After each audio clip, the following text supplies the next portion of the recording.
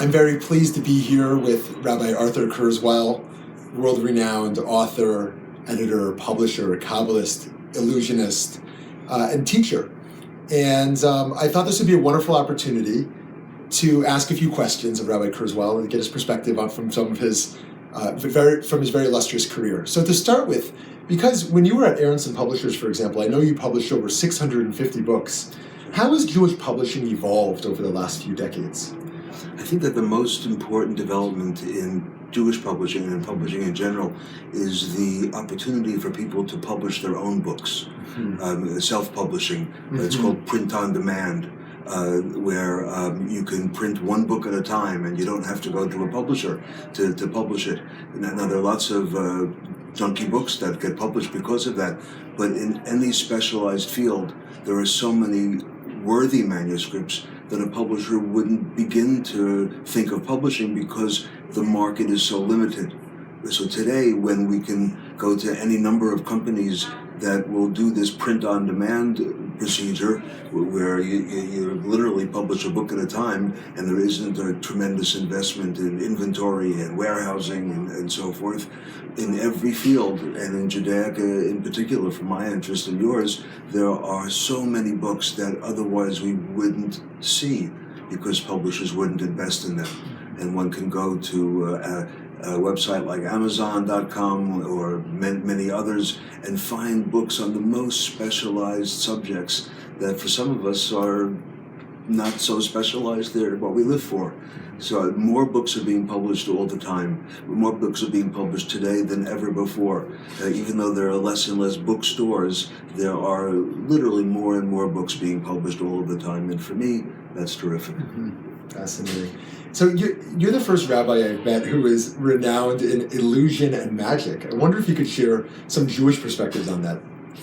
I think that one of the things about magic, and we're really talking about magic tricks, that I find so compelling, is that magic tricks are obviously just tricks. So when you're looking at a magic show or watching somebody perform a trick, really you have to basically look at it and not be persuaded by the surface, but to go inside it. From the outside, so many of these tricks look like amazing, impossible things to have occurred.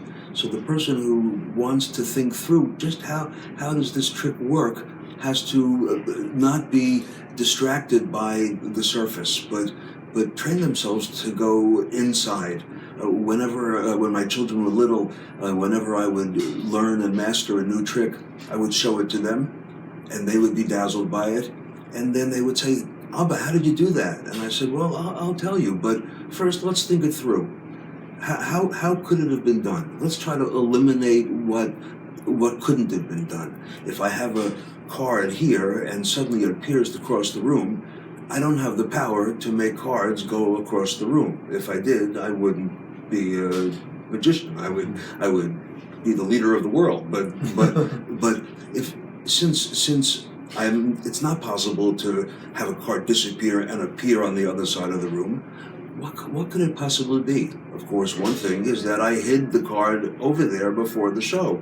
So my children had to think it through, and more often than not, they were able to figure it out by process of elimination. It was a very good way for them to use their mind and to work it out, like a gymnasium, but a gymnasium of the mind. So I could talk about magic forever, but I think that, again, just to reiterate, one of the special things about looking at magic tricks is learning not to be fooled by surfaces.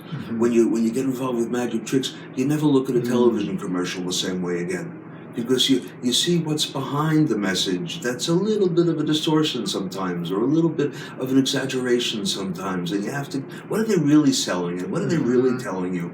So I think, just to give one example, that is something about magic and optical illusions that I find compelling. Seeing beyond the surface is a perfect segue into Kabbalah.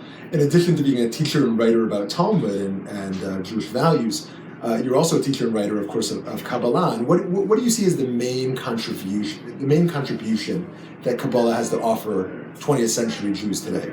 Rabbi Adin Steinsaltz it says that Kabbalah is the theology of the Jewish people.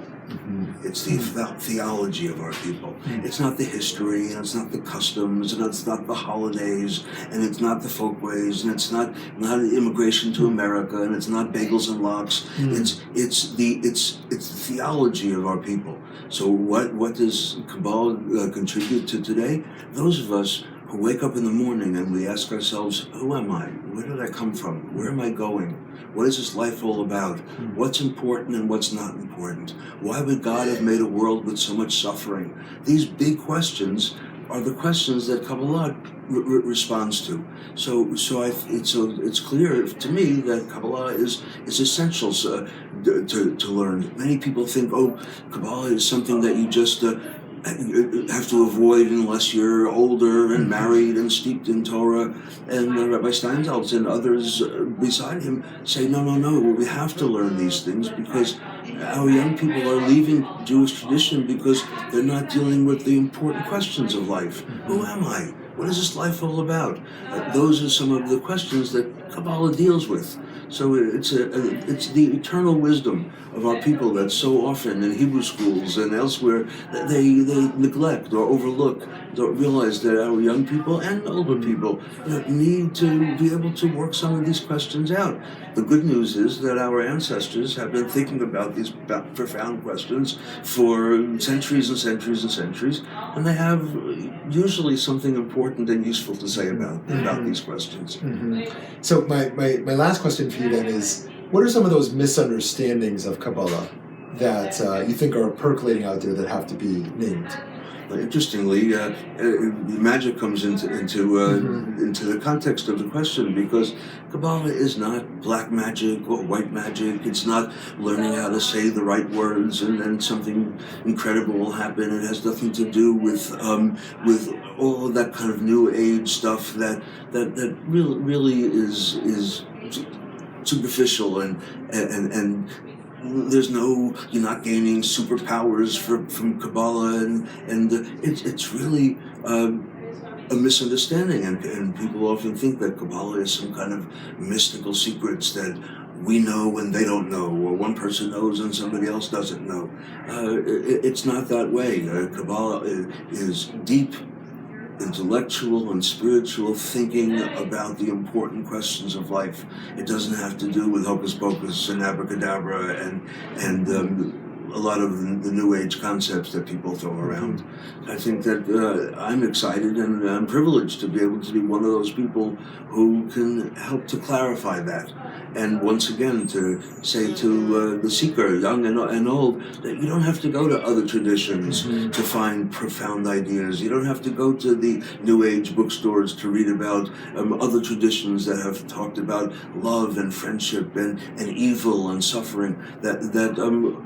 We've dealt with these questions since time immemorial, and if we pay attention to that, we'll see that there's so much nourishment that we can derive from our own tradition. It's not just nonsense, mishigas about quote-unquote magical things. I think it's a terrible misrepresentation. Rabbi Steinsaltz says that some of this New Age Kabbalah is to real Kabbalah as pornography is to lovemaking. Wow.